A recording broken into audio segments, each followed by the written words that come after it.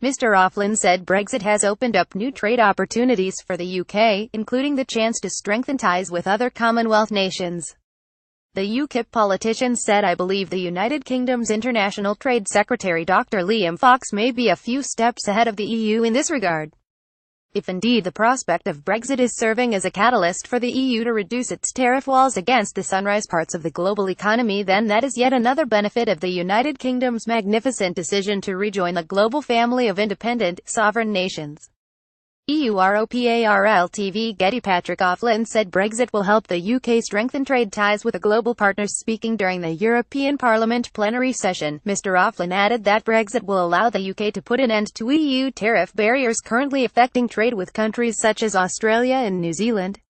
He continued, "It's sort of regarded as a sort of shame in Britain that, in the 1970s, our country threw up tariff barriers against our historic Commonwealth friends such as Australia and New Zealand.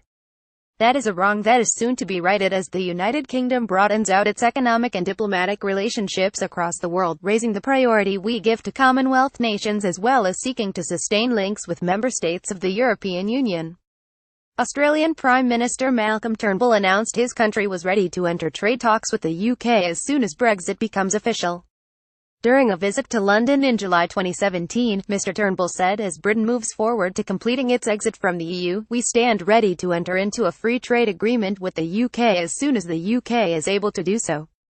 Once Brexit is achieved, we look forward to speedily concluding a free trade agreement.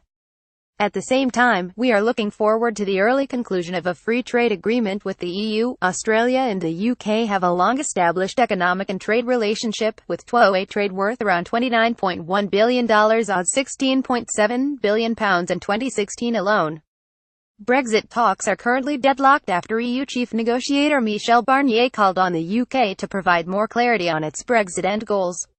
EU leaders are expected to decide whether to move on to phase 2 of the Brexit negotiations, trade, during the last EU summit in December.